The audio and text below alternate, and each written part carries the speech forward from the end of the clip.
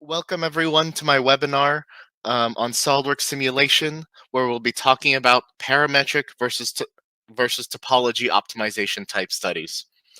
So for today on the agenda, we have my presentation. I'll give you guys a quick rundown on what the differences and benefits are between these two types of studies in simulation for about 15-20 minutes or so. And then we'll go on to a live section where I will show you the picks and clicks for how to set up these two types of studies. And then we'll take some time at the end for questions and answers. If you have any questions during the session, I will have time at the end to answer your questions, and also please put them in the Q&A section of Goldcast. The Q&A section will be recorded as part of this session's recording, so if I am unable to answer or we run out of time to answer everyone's questions, we will be able to reach out and get back to you afterward. But with that, let us continue. I am Miguel Davila. I am a senior applications engineer based out of our Santa Clara office here in Northern California. My specialties are SOLIDWORKS CAD, PDM, as well as simulation, if you couldn't guess by the topic of this webinar. I got my bachelor's in mechanical engineering from UC San Diego in 2017. So my background is in mechanical engineering, and simulation is one of the many near and dear topics to my heart. So before we begin, I want to give a bit of background about who we are as GoEngineer as a value-added reseller for SOLIDWORKS. Just in case you didn't know, we are now nationwide. We have over 60 offices nationwide with over 200 technical resources fully certified to help you with all of your SOLIDWORKS and Stratasys needs. And as a result, our technical support hours have now been extended from 7 a.m. to 7 p.m. Central Time. So if you're like me on the West Coast, you can start calling into support much earlier now. Additionally, we now support the full Dassault Systems product line, such as Simulia, which I will mention later at the end of our presentation. In terms of SOLIDWORKS training and resources that we offer online and in-person instructor-led courses. You can check out our training website to see dates and availability. We also offer self-paced online courses so that you can take these topics at your own leisure, at your own time. And we can help you get certified for SOLIDWORKS through, and the tests that they provide. We also have many online resources available. We've built up a plethora of articles on our knowledge base and our blog on our website. And we also have a very populous YouTube channel where we post many how-tos, tips, tricks, and recordings of full webinars like this one is going to be soon. Additionally, we offer 3D printing through Stratasys as well. We sell, service, and do a 3D printing service bureau for PolyJet and FDM 3D printers. We also have now partnered with Velo 3D and Exact Metal for metal 3D printing services. And if you need any 3D scanning, we sell Artec 3D scanners and Creaform scanners alongside the Geomagic software that is typically used to turn that said scan data into actual usable CAD data.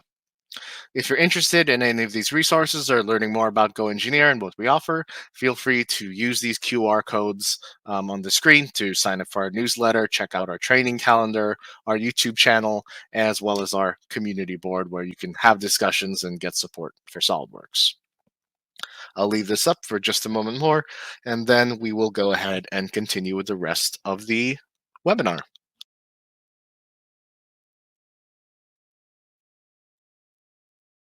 And also one last reminder, if you don't catch all of this webinar, it will be recorded and it will be posted on our YouTube channel. All right, so moving on. Now, on to the topic at hand.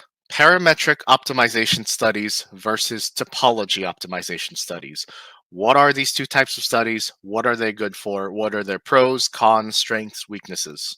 How do they stack up with one another? But first, before we answer that question, let's talk about what is the objective of optimization. I mean, we've done our studies. We know how to run a simulation study and get results out of it. But why do we bother to optimize?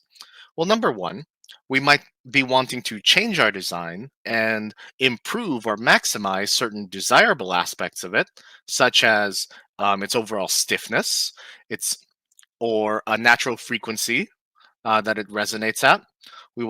Maybe we want to design around those parameters. Maybe we want to minimize undesirable aspects of our design, such as its overall size or weight, the amount of material it consumes, etc. But as we are making these changes to the many iterations of our model, we want to make sure that our performance stays pretty consistent, or at least within the acceptable parameters of operation for our design. And as we are generating and creating these various scenarios for our part, and what we're trying to change about it, we want to be able to generate these iterations with the minimum amount of user input on our part and the least amount of solution time possible, so we get good results faster.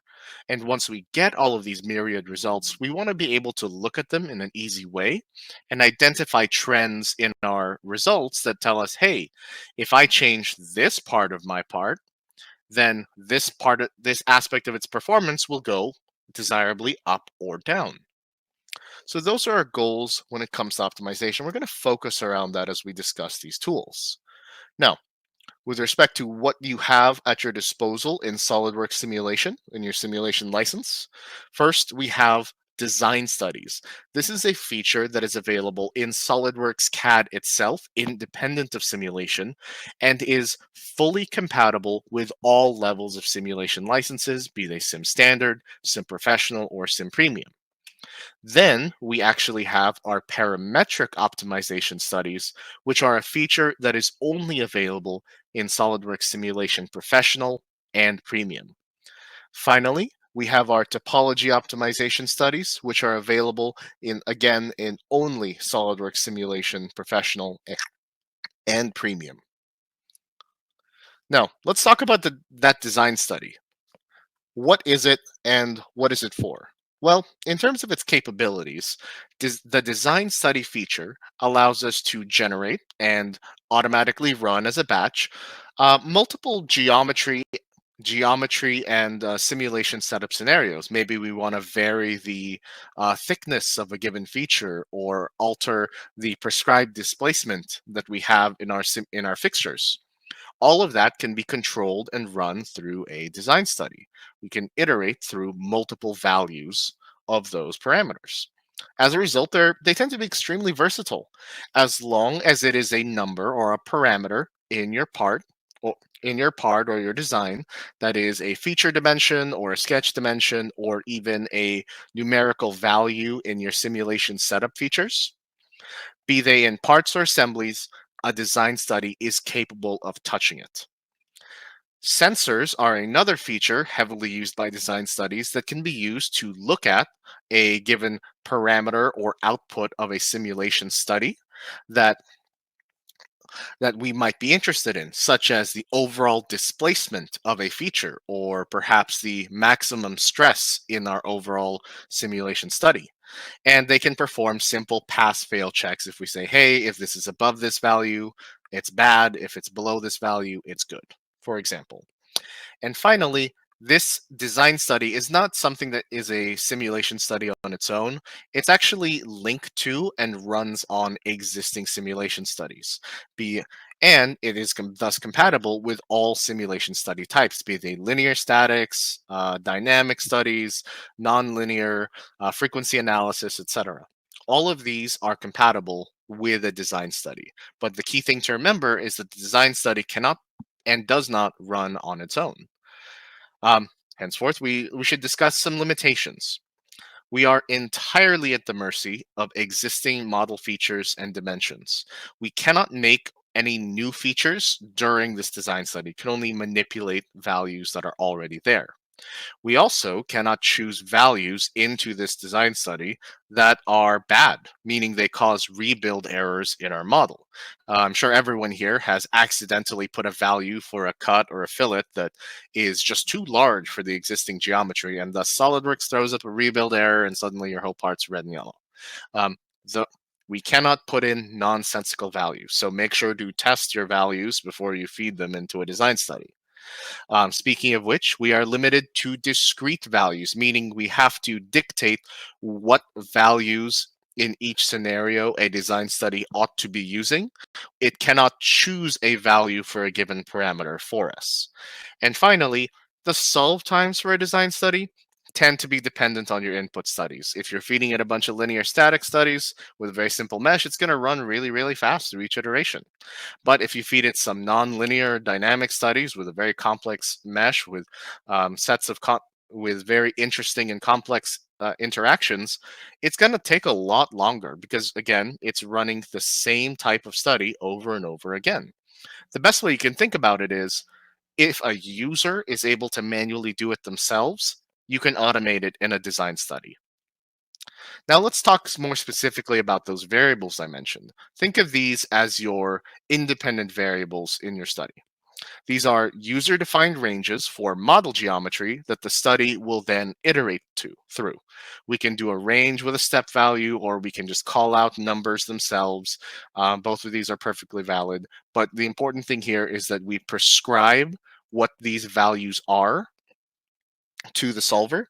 And also from that, it will determine all the possible permutations of these values. The more variables you include, the more total scenarios it will have to look through.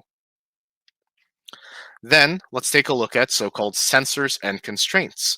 These sensor features are able to look at study output results across a entire model or on specific geometry.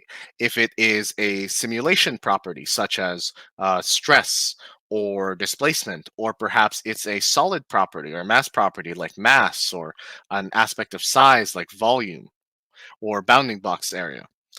All of these can be the target for a sensor. Sensors are incredibly versatile. And as you can see here, they can be used to detect whether or not a given iteration of our analysis has passed or failed a given set of criteria. Now, on to parametric optimization. Let's give a brief overview of its capabilities. These are actually, interestingly enough, built on the back of a design study. So any of the inherent strengths and weaknesses of a design study, a parametric optimization inherits, but there are some additional strengths that it has, such as the new range parameter type, and that allows for values to be chosen by the solver in between discrete steps. Unlike a design study, we're not beholden to telling the solver, hey, use this value A, B, C. It will actually find the optimized value for you. We also have another use for sensors with a parametric optimization study where we can use it as a goal. The objective of a parametric optimization is that the solver can actually tell us, hey, this particular set of values is the best. And how does it determine what's best? Based on another sensor uses a criteria for comparison. But it does have its limitations. It is built on design studies, so any limitations I stated previously with design studies, this also inherits. We do technically have a maximum of 20 design variables that we can specify in a single study. Although, as I mentioned before, the more variables you have and the larger your ranges, the the more scenarios it will have to actually run through and the exponentially longer it's going to take. So we do suggest running with just 3 to 4 of the most significant ones first and then continuing on from there. And again, with respect to solution time, it is heavily dependent on your input studies and how complex they are. Now, discussing some more specifics about parametric optimization, we have that range parameter that's new.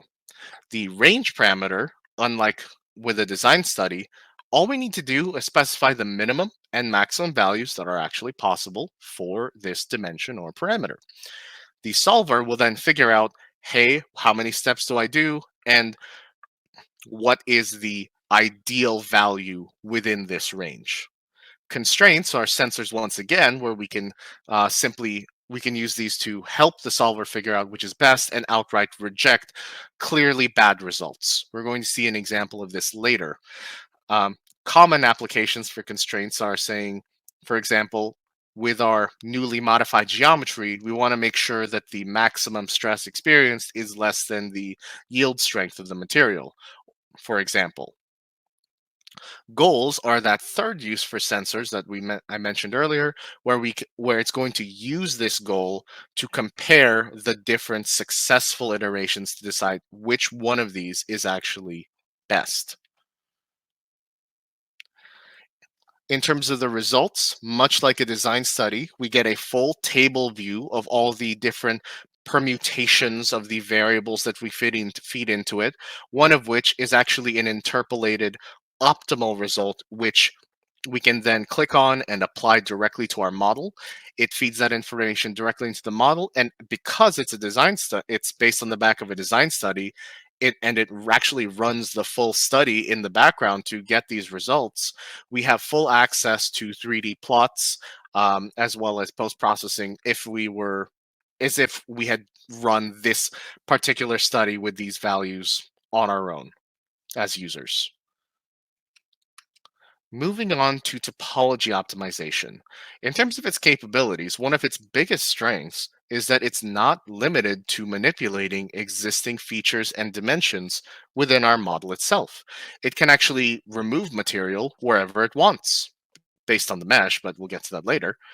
And much like the studies that we discussed before, we can use it to optimize for parameters such as mass, stiffness, a maximum stress constraint, an acceptable amount of displacement, or around the natural frequency.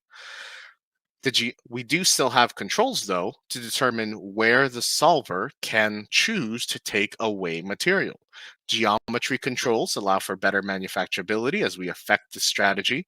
Maybe we don't want to take away material inside of a part and create a hollow in it, or we want to make it more mold friendly or symmetrical, or designate keep out zones where we don't want it to take away any material because we need that minimum amount of material for the part to function and connect to the rest of our assembly. And once we get our optimized, not often very complex surface non-parametric shape, we can export that out as a smooth mesh body for use in additive manufacturing processes such as an STL file or a 3MF file.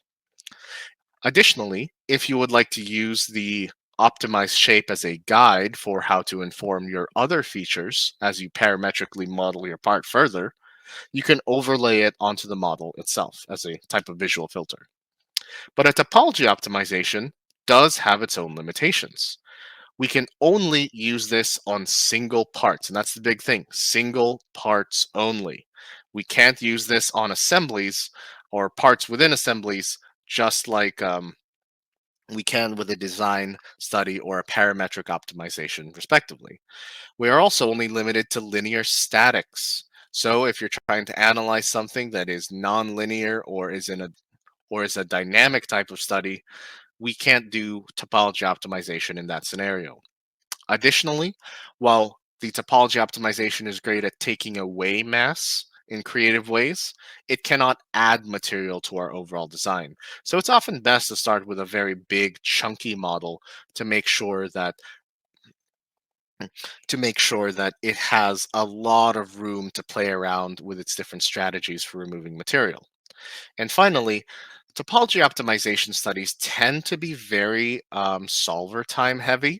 And so the solution time is heavily dependent on your overall mesh because it's actually taking away mass element by element. So the finer the mesh you have, the longer time it takes. And this is already a type of study because of its iterative properties that it will already take a considerable amount of time compared to a parametric optimization. In terms of the setup, it's pretty simple. It uses the same fixtures, loads, and mesh settings as a standard linear static study that it's limited to. In terms of the goals, we have a goals feature where you can specify what you want to design around and how would you decide what is the best form of this design, such as being able to minimize mass, best stiffness to weight ratio, or minimizing overall displacement. And we can specify constraints too. These constraints much like we saw in parametric optimization, allow us to limit what types of solutions we get out of this type of study, saying that we only want results within a given set of parameters of performance. For geometry controls, we have a variety of options available, such as the minimum thickness condition, symmetry controls, so we can still end up with a symmetric part. We can even prescribe manufacturing controls like a demold direction, so that it only takes material exterior to the part, so it's still very viable for molding processes. And in terms of the results, we have what's known as a material mass plot. This is the primary export of this type of study, where it shows you by color which elements are the most critical that we must keep in order for this part to perform to our specifications, and which elements are more extraneous and okay to remove. And we can actually tweak this beyond beyond the optimized shape that the solver has given us, so we can beef up our part a little as necessary. And as I mentioned before, we can take this material mass plot and have it automatically smooth itself out, so we have a nice complex shape at the end. Additionally, we have the simulation results overlay, where even if you don't want to export the finished smooth body into a separate file for use in additive manufacturing, you do have the option to simply overlay it graphically on your model so that it can help inform what are some critical areas for material to be and where it is safe to actually remove. And you can sketch on it and do parametric features just like you would normally. Now, let's do a live demo of this linkage that you've been seeing in my webinar, which I have shamelessly stolen from our training classes that I have taught here in our Santa Clara office. Now, let's talk about the setup here, because we want to do a apples to apples comparison between a parametric optimization and a topology optimization. The material for this linkage is 1060 aluminum alloy. We have a couple of loads on there and fixtures as well, an 800 Newton force. We have fixtures to represent how this linkage is hooked up to the rest of the assembly. Because remember, because we're doing a topology optimization, we're limited to a single part. So we're using fixtures to emulate how it's actually connected to and transferring loads between other parts of our assembly. Our mesh is going to be relatively coarse, so it doesn't take forever to run, with a maximum element size of 4 millimeters and a minimum element size of 1 millimeter. And running this as a basic linear static analysis, so we have a point of comparison. We have a maximum stress of 5.46 megapascals, a maximum displacement of 0.0035 millimeters, and a starting mass of 342 odd grams. Our goals for this optimization are to make this part as lightweight as humanly possible. But as we are removing material to make it more lightweight, we want to make sure that the maximum displacement that is the result of this optimized shape with the same material, the same loads and fixtures and same mesh is still no more than 1.3 times the baseline displacement we're starting with. So that would be about a maximum of 0.0045 millimeters. And the maximum stress of this reduced part that it experiences is no more than 90% of the material yield strength. So we're cutting it a little bit close at 24.81 megapascals is our target, was our maximum ceiling for that stress. So let's switch over to SOLIDWORKS and take a look at how to set up this study. Awesome. Now, here we have a simple part, and I'm going to go ahead and make sure my simulation add-in is turned on so I can take advantage of these features. And I'll go over to the simulation tab, and now we're going to start first with our parametric optimization study. To create a design study, there's already one by default when you open up your part. But if you would like to make an additional one, you can right click and hit create new design study to start a fresh one from scratch. I'll use the default one just because. In terms of our variables here, what parameters of this model are we going to be able to change? Remember, because this is a parametric optimization, we're limited to features and dimensions that already exist within the model. I have helpfully annotated and displayed the dimensions that we're going to manipulate here, such as the thickness of the overall part in this direction with this 25.4 feature, the depth of this cutout here at the top. Perhaps I can reduce some material by letting this cut down further into my part. Also, we have a cutout down here at the bottom of our part as well. Maybe we can reduce some mass by cutting further in to our model. And we can also affect how skinny and thick this part is with this width dimension right here. It's not necessary to show and label the dimensions as shown, but I do find it helpful for when you're actually setting up the variables.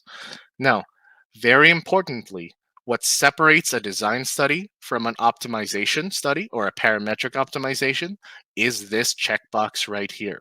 To turn your run-of-the-mill design study into a optimization study, you have to check this checkbox. Let's go ahead and assign some variables. Using the dropdown, I'll go ahead and select add parameter, and I'll go ahead and start with this top cutout. All I need to do is label my parameter. I will use the same naming convention to keep it consistent and easy to remember. I'll go ahead and simply click on my visible dimension to assign it and link it. And then I'll go ahead and assign a few more. Let's go for that bottom cutout right there. Label it all nice. Let's go for the thickness. Grab that dimension right there. And finally, for our last parameter, width. As you can see, there are many more parameters that I could alter in this model that I could change, but it is recommended to start out with about 3 or 4 of the most impactful dimensions of your model first. That way you can get a good result in a reasonable amount of time without ballooning the complexity of this analysis. I'll go ahead and hit apply and then hit OK. And now I can select all of my variables from the drop-down list. I'll go ahead and put them in like so.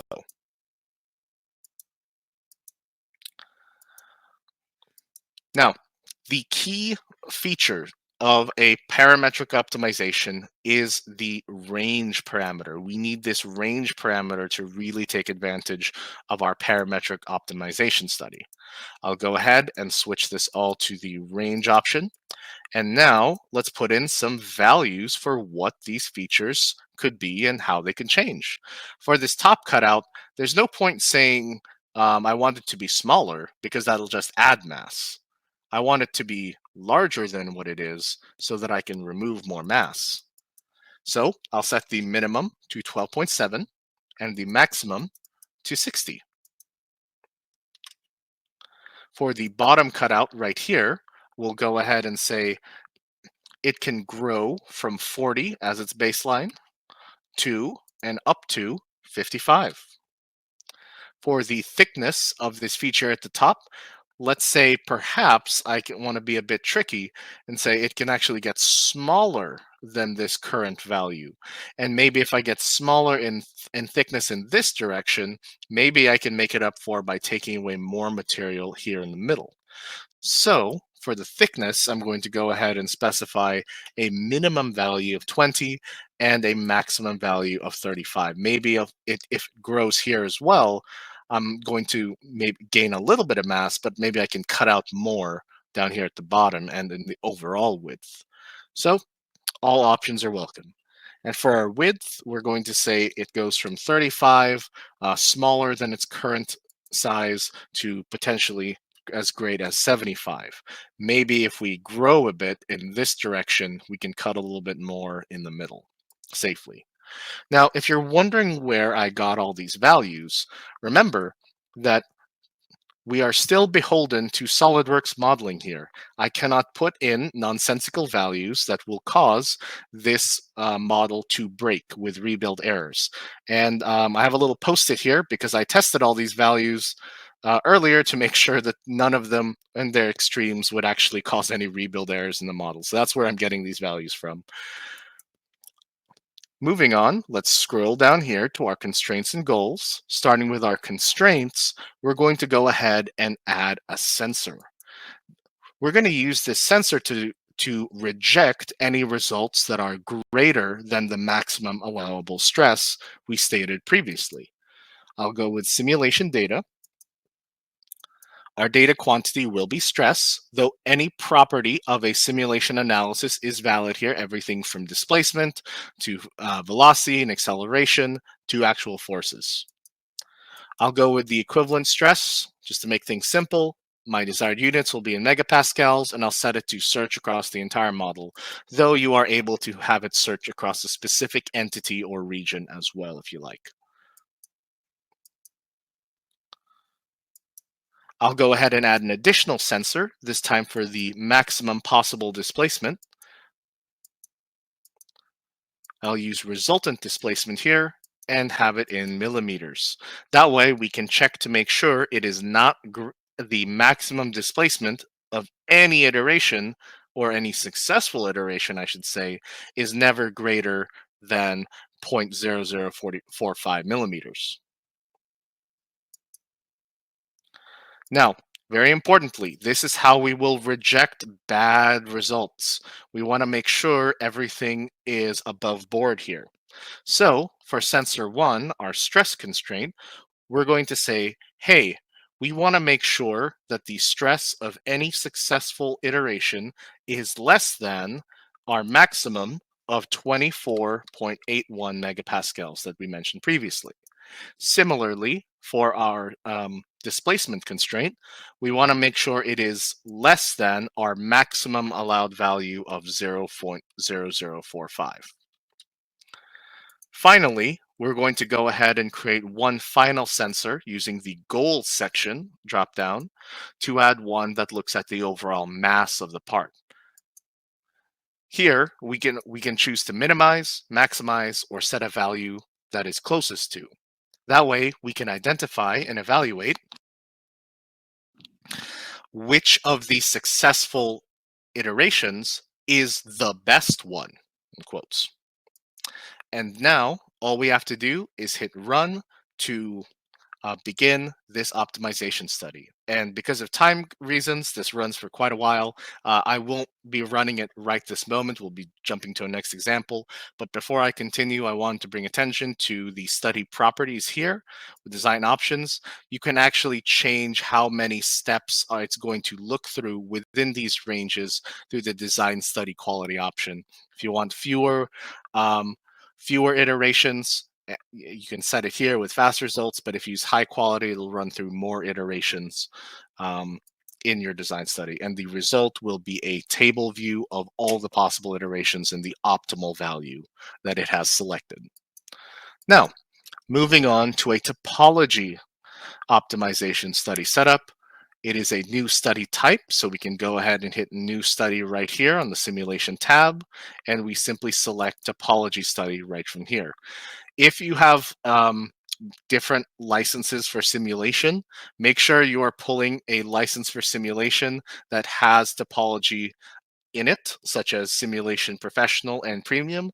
Otherwise, you will not see this as an option in the new study wizard.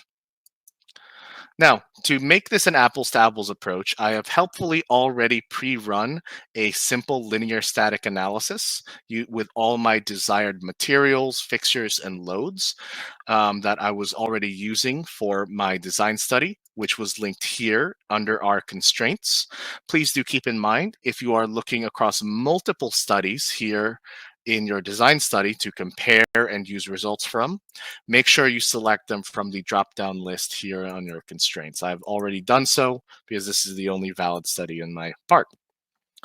But moving on, I'm going to copy all of my settings from my existing linear static study by simply dragging and dropping them from the simulation feature tree onto my study tab. That way I can do a real apples to apples comparison between these two study types. I'm going to copy everything, including my loads and my mesh settings. That way we can focus on what's unique to a topology optimization study. Namely, these two are goals and constraints. Let's go ahead, right click on the goals and constraints node and take a look. Much like our parametric optimization, we want to minimize mass. Additionally, we can specify constraints as well to reject undesirable outcomes and focus in on desirable outcomes. We'll go ahead and place a displacement constraint to specify it shouldn't be 1.3 times the maximum displacement based on the current state of the model and our current state of all of our loads and fixtures. Additionally, for our stress constraint, we're going to use stress, von Mises stress, and specify it as we don't want to see any stress values greater than 90% of the material yield strength. Or since we have the value from earlier, I can just specify it in megapascals too. That's perfectly fine. Either way works. Now, this will then mesh. We're then going to go ahead and create the mesh of this model, and it's going to go ahead and take away material element by element. But how do we affect how it is removing that material and where it's taking it from? That's through these manufacturing controls. We can go ahead and add several different options here, starting with a symmetry plane. I still want my part to be relatively symmetrical, so I will specify half symmetry, and you can do quarter and 1/8 as well, with respect to the right plane, so it's left and right symmetric.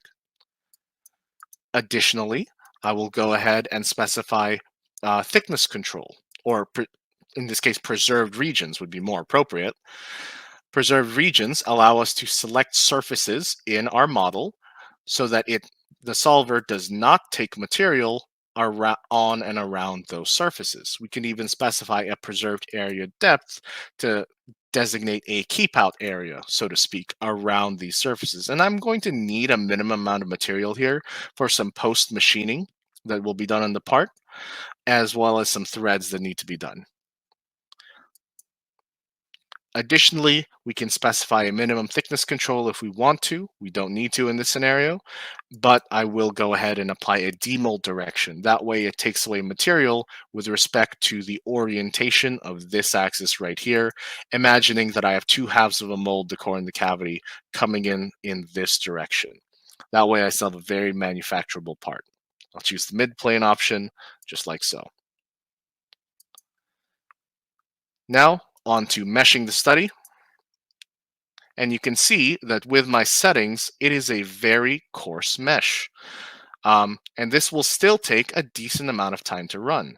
It's highly recommended to start out with a coarse mesh with this type of analysis because it is only able to take away material element by element. The more elements you have, the more iterations have to run through in order to get you your most desired result. But the finer the features of the resulting plot will be. So let's go ahead and take a look at the results, which I have pre-run and have a head-to-head up in my presentation. So we'll go ahead and switch back to my presentation here. And let's take a look at these results. Behold, the two optimized shapes. And how do they stack up against one another? Here on the left, we have the ideal set of parameters for our features. And here on the right, we have from our topology optimization, the fully smooth shape itself.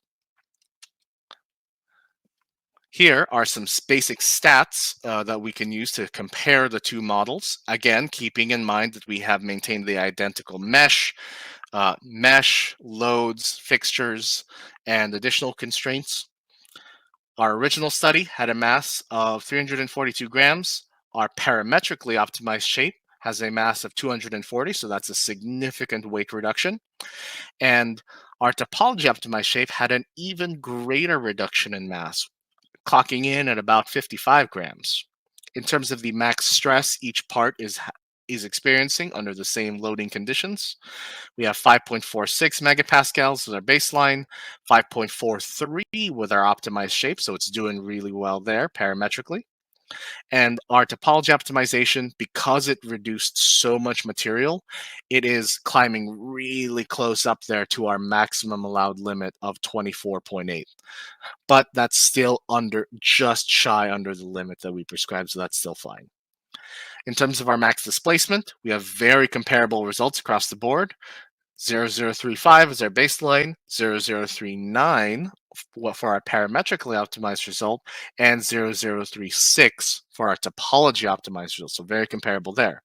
And the last thing I wanted to draw your attention to is the solution time and the differences between each method, respectively. Our original study was a very simple, very coarse linear static study, only took about 10 minutes to get done. The parametrically optimized one took 3 minutes, running through about 27 iterations. And our topology optimized shape took a whopping 8 minutes in comparison. This is all with a very coarse mesh. Expect those values to go up and up and up as we increase the mesh resolution. But I also wanted to point out the fact that I gave this webinar back in 2021, and with the recent improvements to the solver, we used to see a reduction from 2 minutes down to 10 seconds, 9 minutes down to 3, and 40 minutes, a whopping 40 minutes down to 8. We're using the exact same file, the exact same parameters, just a different 2024 version of SOLIDWORKS. And that's thanks to the optimizations done on the back end over the last few years. Now, in summary, parametric optimization is great for prismatic features with discrete dimensions to result in very manufacturable products and shapes, and is great for anything beyond simple linear static studies on single body parts. If you need dynamics or nonlinear materials and assembly analysis, go with the parametric optimization. But it is only able to optimize features that already exist within the model alone. Topology optimization is great for complex surfaces and non-parametric shapes because it's able to just take material from the mesh wherever it needs to. It can create drastic changes to model geometry independent of your feature tree. However, we can only do this using a linear static analysis on single body parts. So what if you're looking for topology optimization beyond that? Well, that's where the 3D Experience platform has you covered. You can still use your native SOLIDWORKS CAD, but you have the enhanced capabilities of multi-components, full assembly level optimization using both nonlinear and dynamic simulations powered by Abacus, and just access to more criteria and variants and that take advantage of parallel cloud computing resources rather than just being stuck with the solver on your own machine.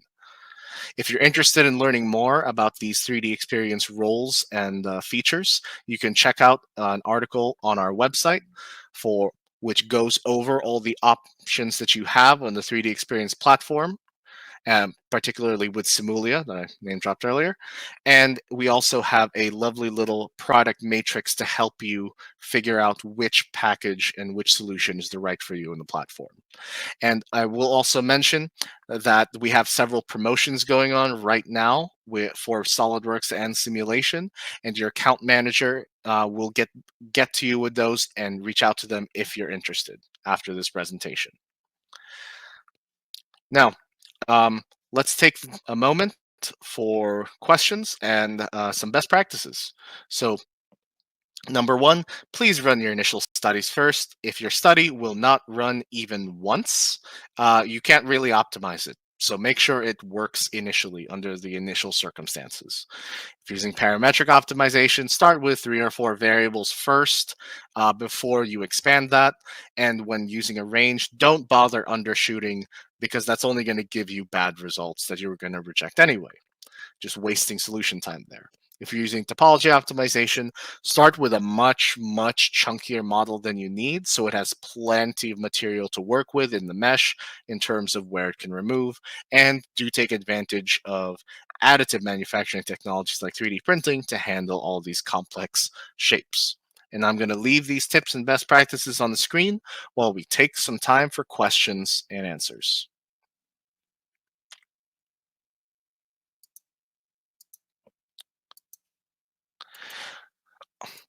In terms of taking a look at the Q&A here, um, Evan Freiberg mentions how much faster is the solver versus in 2024 versus 2022. I don't have the exact numbers, but I have played around with it. It is quite a bit faster. It also depends on the types of or interactions, I should say, you have, be it like parts or assemblies or contact versus like basic bonded interactions. Um, so generally, we've seen a good like 20% across the board faster using the same setup in general across all types of studies, and some have performed even better than that. But it still is the solution times still are largely dependent on your type of analysis. But it is faster than in previous years, particularly when it comes to resolving those no penetration or sliding interactions. Particularly with those, we've seen the most performance overall.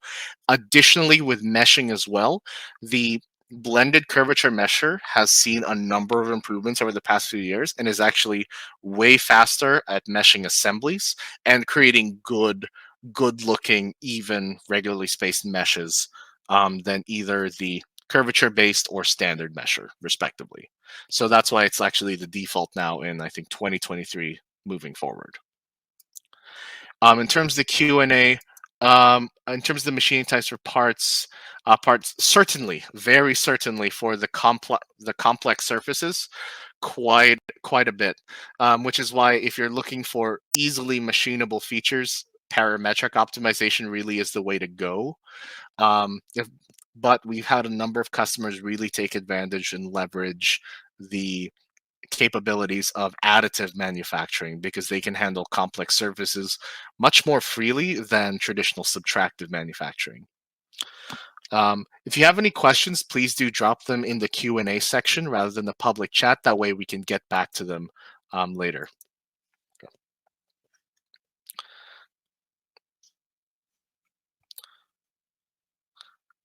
Awesome. I'll stick around for a few more minutes to entertain any questions.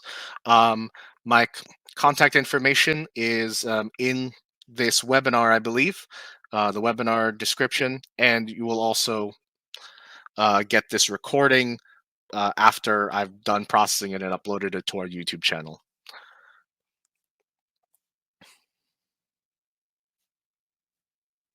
So yeah, if anyone has any questions, I'm here for a few more minutes.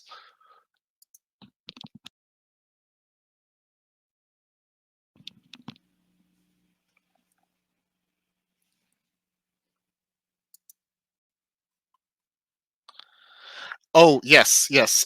Since we're right here, and I actually did make sure to run this study before I started this webinar, I do have some plots I can show you. So everyone should be able to see my screen right about now.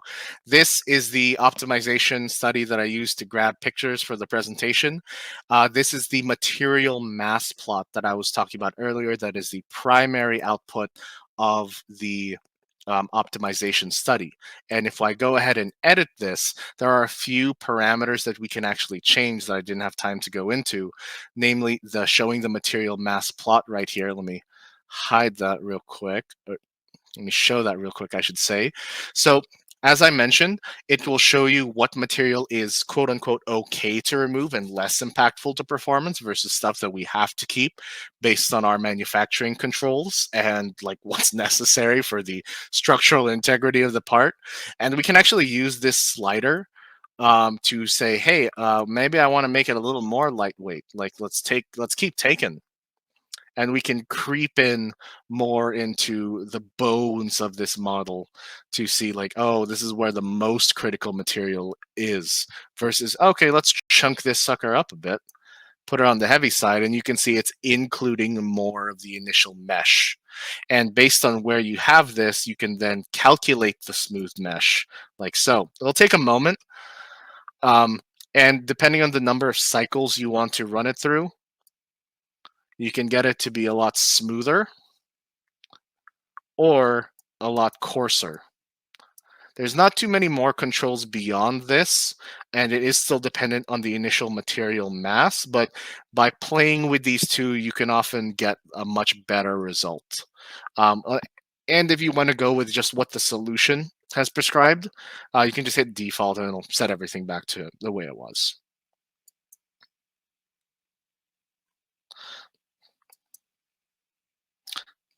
So yeah, Jim, I hope that answers your question. And also to export that, you can go ahead and hit save or export smooth mesh to export this out as an STL, either as a new file or as a new file or as a configuration of an existing model.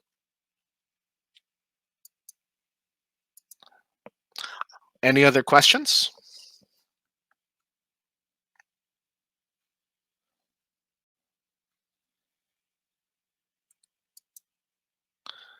Um, Sydney, in terms of the topology optimization, like I said, the limitations of SOLIDWORKS simulation is that we are limited to linear statics on a single body part. For other forms of generative design topology optimization, we have the various options on the 3D Experience platform, which can actually do it on even assemblies together, on multiple parts together, as well as even generate lattice structures that you might have seen like on the infill of 3D printed parts. So it can actually generate more complex geometry than simulation does. It's just that SOLIDWORKS simulation has an option for it within its package. Can you? Nancy asks, can you, if you have an optimized topology and you don't use additive manufacturing to manufacture it, can you take the derived shape and cast a version of it? Yeah, certainly. That's why it's really nice that we have manufacturing controls here, because it would, as you can see, actually, sorry, let me just turn off hide the material. Nope, I wanted to show the smoothed mesh here. Um, yeah, calculate smooth mesh and I'll hit OK. There you go. So with the smooth mesh here, we can export this out as a separate file and you can print it from there. Manufacture it from this and then cast from it. And the benefit of these manufacturing controls, it controls what direction and where it takes material. So for example, we have our demold direction as vertically like this. That way it only takes material from what would be like the core and cavity side rather than taking away material on like the inside of these holes, which would not be particularly conducive to molding or casting. So it really still depends on your manufacturing controls and the final shape. But yeah, you could cast it. Certainly. Although you might have a hard time with some of these structures and creating shut-off surfaces for holes and gaps like these. That'd be a bit tricky, I dare say. Any other questions?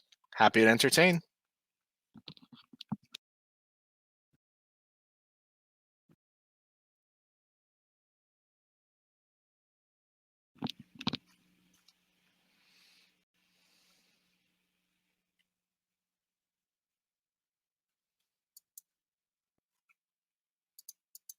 Last call for questions.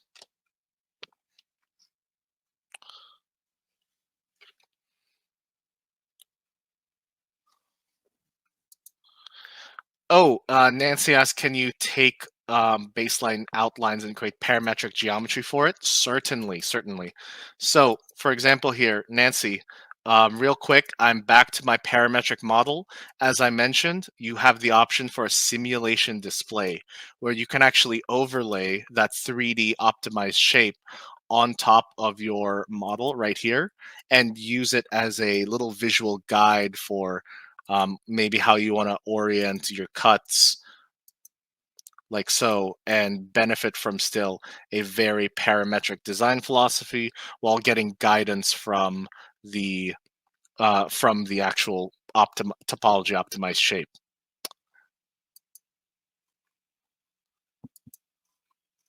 All right, awesome. I think we've answered all of the questions here. Awesome. So yeah, awesome. Well, that brings us to the end of our session. Thank you all for being here and being part of the presentation. I really appreciate it. And if you have any questions, you can follow up with me directly or your account manager. So thank you all and have